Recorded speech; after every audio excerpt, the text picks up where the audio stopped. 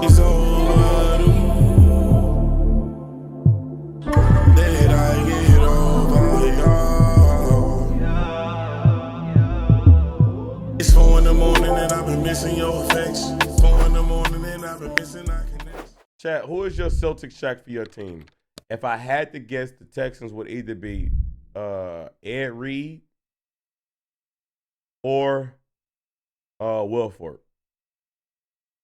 They were so washed. NBA realm is Celtic Shaq. Basically, you look at that photo of Celtic Shaq and you could just think of one word: washed. So today I wanted to talk about every NFL team Celtic Shaq of the 21st century. So yeah, post 2000. And some of these are just wild to look at too, because I kind of even forgot they were on these teams. So yeah, you know that they were washed the moment Bobby they put Wagner? Hell nah. Bobby had some productive seasons in Washington. Y'all gotta have people more Washington. As a matter of fact, the Washington Shaq is Albert Hainsworth. Nah, y'all got people even worse than that. He got that chicken. He robbed y'all. These jerseys on. And we'll go division by division as well with timestamps in the description. So we'll start off with the Los Angeles Rams, but at the time they were the St. Louis Rams. This was in 2015. Wes Welker. To be honest Wes Welker, bro. This is after they lost Danny Amendola, tried to bring him here. This is terrible. with you, I kind of forgot that Wes Welker was on the Rams after he spent 2 years in Denver, post his 6-year career in New England, where he had the best moments of his career. For St. Louis, he appeared in 8 games. He had 13 catches for 102 yards and didn't record a single touchdown. Yeah, this was definitely the definition of a Celtic Shaq moment. And sometimes, Cam Newton, please don't do that, bro. Cam Newton, he had me fooled, bro. Before he got COVID, he was showing signs. That's real though. He had a nice big win on I think it was a Sunday. Then he got COVID. And he came back after that COVID, and he was terrible. He was so bad. God. you could be one Said I'm back. He had church music in the back playing, y'all. He fooled me, bro. of the greatest players of all time and have a Celtic Shaq moment, and that's exactly what Randy Moss was in 2012 for the. Oh, he didn't want to be here. This was honestly, Randy Moss was out of line for how he played in Washington. I mean, no, in San Francisco, and low-key what he did in Tennessee too. But he had Zach Mettenberger throwing the ball. He was not even running his full routes. He did not want to be there. San Francisco 49ers. He's obviously one of the greatest receivers of all time throughout his time in Minnesota, Oakland, but more so in New England than Oakland. He had a stint in Minnesota again in 2010. Tennessee in 2010, it feels like every washed up receiver goes to Tennessee. But in 2012, he appeared in 16 games for the Niners, more so 2 starts. He had 50 targets, 28 catches, 434 yards for the Niners. And I guess he got to go to the Super Bowl with them. Shout out to the all-time receivers that had their Celtic Shaq moment in the NFC West. We have to go with Jerry Rice on the Seattle Seahawks. Yeah, 42-year-old Jerry Rice played on the Seahawks in the year 2000. Now I got one better, but he didn't officially play there. Terrell Owens. T.O. was 41 years old, still thinking that he can play in the NFL. They brought that there for a preseason game. He had so many drops. He was so. He appeared in 11 games. He had 49 targets. Matter of fact, I'm about to pull that shit up. This was dead ass garbage. Hey, bro, Father Time is undefeated, bro. You might think that he ain't beat it yet. Father Time just he been delaying for you. I remember this play. It was yesterday. Man, the jig is up, Gramps. It's over.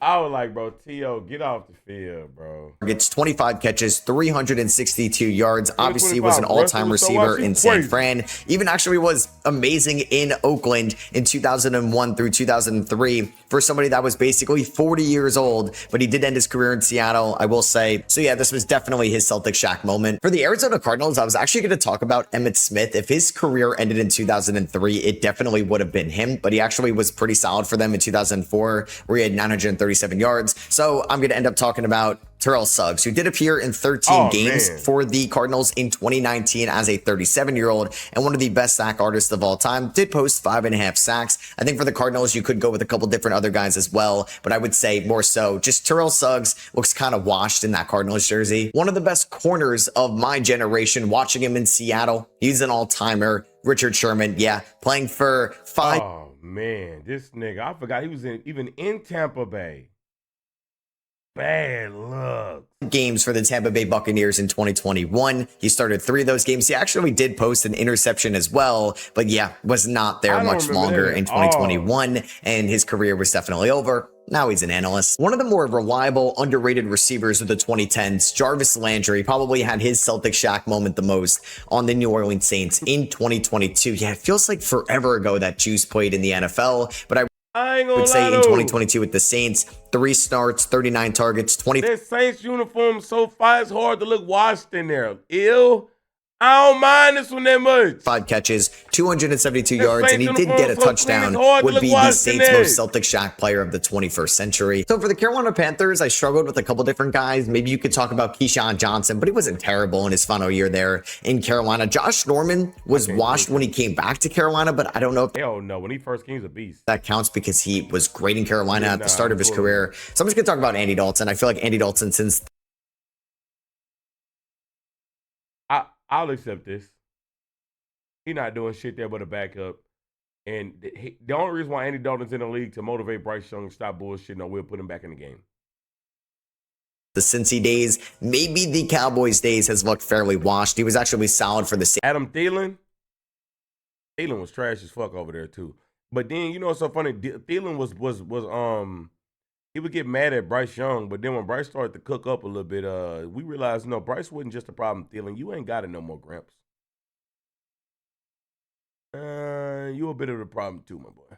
In 2022, he's been a backup to Bryce Young for the last 3 seasons, and I will look at him in this Panthers jersey and say, yeah, that was the time that his career was basically over as a starter. Okay. This one hurts because it was such a short career, and he was on path to being maybe the best running back of his generation. Todd Gurley for the Atlanta Falcons. Todd Gurley was elite for St. Louis.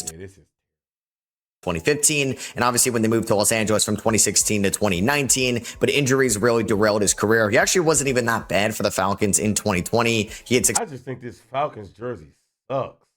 678 rushing yards and 9 touchdowns, but you just kind of knew his career was over. Was not as explosive as he once was. I mean, maybe you could go with Brett Favre for the Minnesota Vikings, but he did bring them at least to an NFC Championship game. So I'm going to talk about Donovan McNabb. This is a great pick because he looked fucking washed, nigga.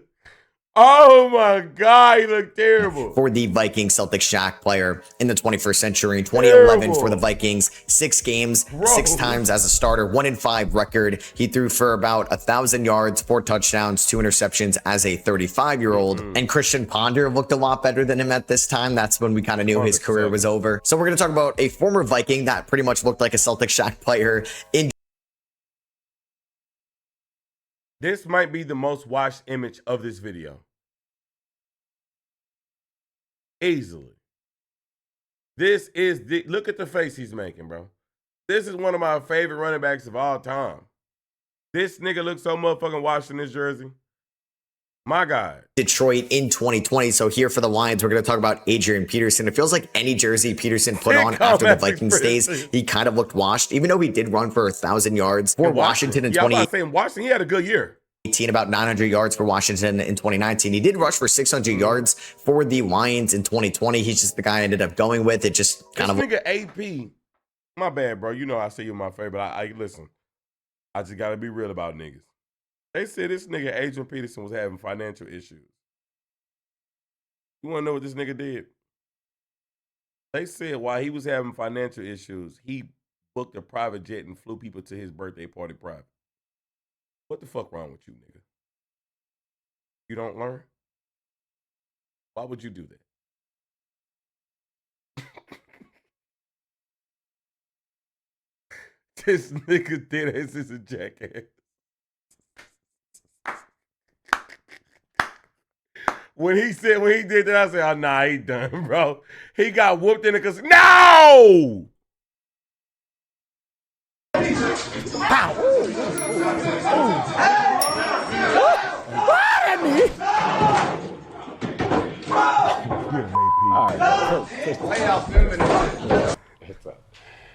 like AP, bro, all day. Yeah. APs. Wait, go back to it. Let me see the square up. Like The squirrel. You trying to line them up. Hold on, let me get you right. That's what I bro, did. listen, Hey, dog. Fuck out the way. My boy got a glass jaw.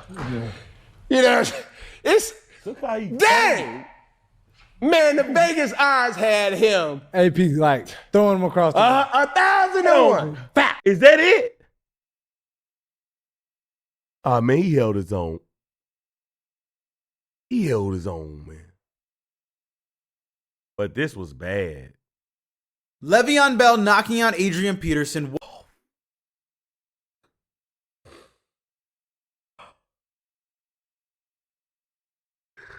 This was not a good idea, bro. Max, not only in the down goes Peterson! A big right hand from Le'Veon Bell! That overhand right, that was just asking. Look. Damn, the nigga strong. Hey, bro, AP, bro. I don't know why you got in that ring, bro. Looked like AP's days were done. Yo, When he Nate Robinson, ooh, I can't even do that one. put on that jersey, you could also say the same thing about him in Tennessee, or how about his game in Seattle in 2021? For the Chicago Bears, I'm going to go with Jared Allen, who appeared in 3 games in Fuck no. 2015. He was an all-pro defensive lineman for the Kansas City Chiefs and the Minnesota Fuck Vikings in the no. 2000s. But yeah, in 2015, he appeared in 3 games for the Bears. He actually did get an interception, did not record a sack as a 33-year-old. For the Green Bay Packers, I think we have to go with Jeff Saturday. But oh my God. Get out of here. low key, this is one of the better players that we will talk about for the season that they had. Jeff Saturday played 14 games for the Packers in 2012. Low key, also kind of forgot that Jeff Saturday was on the Packers He made the as Pro Bowl for them? but he was a Pro Bowler this year. Obviously, a Pro Bowler doesn't mean that you were one of the best offensive linemen in the league, but at least you were good enough to be recognized for that. So yeah, shout out to Green Bay Packers. Now, respectfully though, respectfully in the most respectful way possible to my dog Jeff. Shout out to Jeff, man. I think that you probably made this Pro Bowl for name's sake. Because you know that shit fan voted. You know? They probably put that nigga in their name alone, man.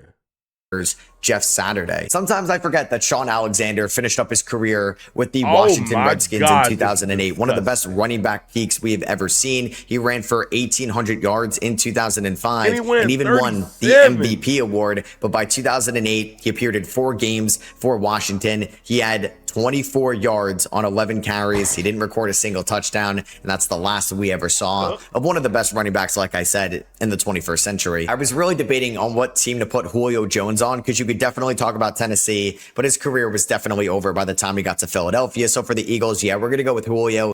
Yeah, my nigga do look watching that jersey, bro. He appeared in about 4 games as a starter, 19 targets, 11 catches, 74 yards. He did record 3 touchdowns for the Eagles. That was in between their Super Bowl runs in 2022 when they lost to the Chiefs and in 2024 when they beat the Chiefs. So yeah, Julio, you could mention for Tennessee, like I said, but his Celtic Shaq moment, or at least the most Celtic Shaq. And I ain't gonna lie, he got some moments in Tennessee. And in Tennessee is when he had that pass that was broken up and he caught that bitch toe tap on the sideline. That nigga still had it a little bit. Shaq Eagle this century, Julio Jones. So before we get back into the video, I want to give a word.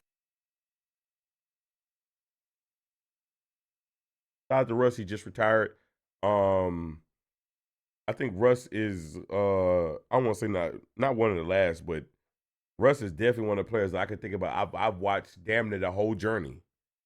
So to see him go from college to the NFL to becoming a Super Bowl champion to being a part of one of the best teams in the league to now him now leaving the game is crazy to me. Definitely gave us plenty of great moments. And shout out to Russ, bro. Hey, how it ended though.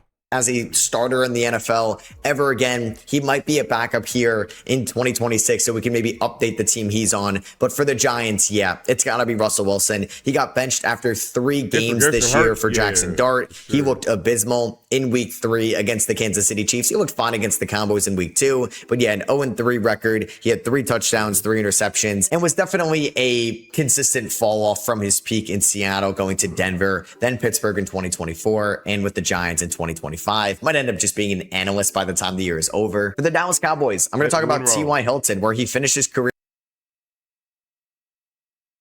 with the Cowboys. He looks so washed.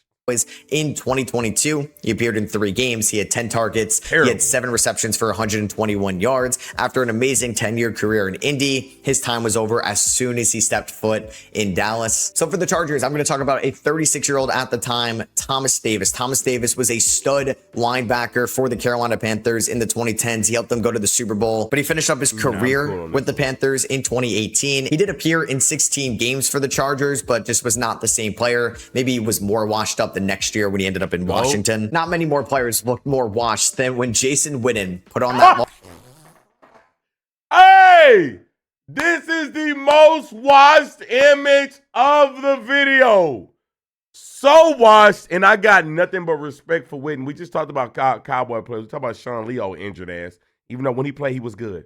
But Jason Witten, very, very underrated, very underappreciated. And a great fucking tight end, right? But he looks fucking terrible in this Washington uniform. Las Vegas, in his Raiders uniform. Raiders jersey in 2020. Yeah, 38-year-old Jason Witten, who appeared in 7 games as a starter. He had 17 targets, 13 catches, 60. I know eventually niggas gonna try to put Phillip Rivers in that coach shit, but until I leave this planet, I won't let nobody slander Phillip Rivers, bro. I can't. Nigga got off the couch and almost led them to a Super Bowl, bro. They really sold that old ass nigga. 69 yards and 2 touchdowns. Definitely the most Celtic Shaq player for the Raiders this century. For the Kansas City Chiefs, I'm going to go with Darrelle Revis, one of the best corners, one of the best lockdown defensive backs.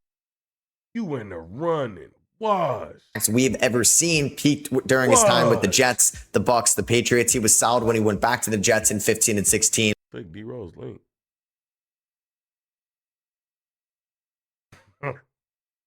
Finished up his career, played 5 games for the Chiefs in 2017. I don't think anybody's going to really remember him as a Chief. For the Broncos, it was tough to find somebody specific. You could end up going with like the last year Peyton Manning, but he was great in Denver, so you can't really say that. I'm going to go with Joe Flacco. Joe Flacco in 2019 definitely looked washed. I do think that Joe Flacco. I don't know, man. I ain't vibing with this one. Has had much better days since that. Definitely his time in 2023 with the Browns. He was solid with the Colts the year later in 2025. He did at least a couple things with the Browns and the Bengals, but in 2019, he was awful for You know what it is? I don't remember this so much, and what Joe Flacco has done since then. Well, I got a new level of respect for Joe Flacco, bro. Like, he came in and led that trash-ass Brown team to the playoffs. Helped give them stability in the offense.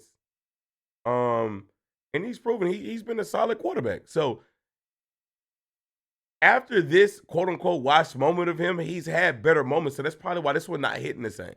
The Denver Broncos, and I thought his career was over then. Joe stinks. I mean, he stinks now, but like, bro, niggas forgetting that Browns team before Joe Flacco came in was just simply only defense. They had nothing on the offensive end to provide. Joe Flacco came in, I think they benched Watson that year, or Watson got hurt. You know, because that's when it was booing Watson. And then when he got hurt, they cheered. Joe Flacco came in and gave them stability. And that's why they went to the playoffs. Then they ran into the Texans and didn't do anything. But, nigga, I'm not going to let a nigga lie on Joe about that. Don't forget this. What's this?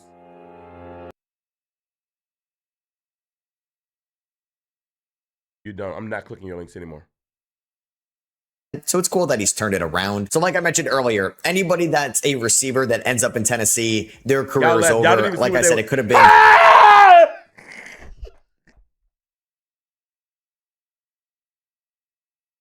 God.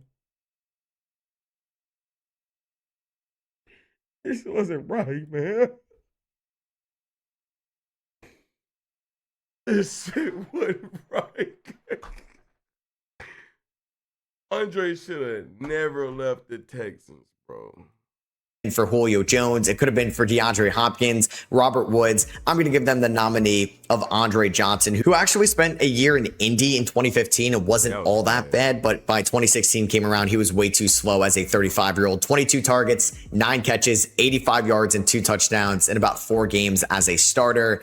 Yep, Celtics Shaq and the Tennessee Titans could be any receiver that they have had post like 33 years old this century. Sometimes I forget that Torrey Holt finished his career with the Jacksonville Jaguars, and that's who I'm going to go with here. In 2009, Holt did post 722 yards, 51 catches on 103 targets, but he was 33 years old, and that was his final year in the NFL. The Colts, I feel like any one of these quarterbacks that they try to take a chance on, Carson Wentz. Oh yeah, very. He looks more washed than Carson Wentz because he was an MVP quarterback and he went to the Super Bowl, and this is the version of him where he was just clearly garbage. Phillip Rivers this year, 100%. I'm going to go with Matt Ryan. I did not think it was going to work when they took a chance on Matt Ryan in 2022, and boy, didn't it work. 4-7-1 record in 12 starts. He ended up finishing with about 3,000 yards, 14 touchdowns. You mean the Johnson Joseph revival season? No, I promise you, I would never play with that dude on a video game if I can avoid him. I have no positive things about him except he might be a great guy off the field. I don't wish him no harm, but I'd never want to play with him in a video game. I really do. I really hated watching him play football. 13 interceptions. His career was over. His arm was shot. Then he became an analyst shortly after that. That was the final year for Matty Ice in the NFL. For the Houston Texans, I'm going to go with Ed Reed. He appeared in 7 games with the Texans. Damn, this nigga was fucking trash, bro. He was dead ass washed, bro. Like, then we released him. I was like, damn, bro, Ed really done. This, bro, no, I wasn't even excited for this sign. I said, why did we do this? Why did we do this? In 2013, he didn't get a single interception. He didn't get a single sack, a single pass breakup. He was a lot better for the Jets in 2013 than he was with Houston. I mean, you might end up going with Aaron Rodgers. He was fine for the Steelers last year, brought them to the playoffs. So I'm going to go with Michael Vick. Michael Vick finished his career with the Steelers in 2015. He appeared in 5 games, 3 games as a full-time starter, 2-1 record, 371 yards, 2 touchdowns, 1 interception. His career was over. Definitely in the Steelers jersey. I can't believe how short his career was, but obviously injuries derailed it. Nah, I ain't gonna lie. RC3 and the Browns is crazy. I'll accept him over in the Ravens, but the Browns is insane. But for the Cleveland Browns, I'm going to go with Robert Griffin III. What? He was washed in 2016 already, which is crazy because that was his basically 5th year in the NFL. He had a 1-4 record, 2 touchdowns, 3 interceptions. He had a cup of coffee with the Ravens as a backup, but his last chance as a starter, his Celtic Shaq moment for the Browns in 2016. This hurt me when he left my Steelers, but for the Cincinnati Bengals, we're going to go. This is ass. With James Harrison. He left the Steelers in 2012 and immediately looked washed with Cincinnati in 2013. It just feels so weird to still see him in that jersey. You could also bring him up with the Patriots in 2017. Maybe the most Celtic Shaq player here, Dez Bryant with the Baltimore Ravens. He appeared in 6 games with them in 2020. He basically tore his Achilles around this time as well. You just knew that his body was breaking down. But yeah, 47 yards with the Ravens in 2020. Sometimes I forget he was on the Ravens and it wasn't even that long ago. So I didn't go with Aaron Rodgers with the Steelers because I'm going to talk about Aaron. One of the greatest highlights I've ever seen of a season, man. Oh, somebody calling my motherfucking phone. Yo, Aaron Rodgers on the Jets was so fucking trash, bro. Like, this nigga did all this shit, got his head coach fired. His highlights is him running out, holding the American flag, and then going out like 3 games later. He got Robert Saleh fired, and then they ain't been good since they fired that nigga. Rodgers with the Jets. You could also talk about Brett Favre with the Jets as well, but Aaron Rodgers appeared 2 years with the Jets. He tore his Achilles on the opening drive of his first year with the Jets as a 40-year-old in 2023. 5-12 record with the Jets. Did not look good in 2024. You were the definition of washed up if you could not perform under Bill Belichick and with Tom Brady in the 2010s. Damn.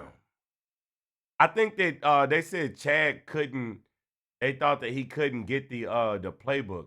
I really thought Ocho was going to do something. Ocho probably would have been the only player that I would have been happy to see have success in a Patriot uniform. I actually think that's the case.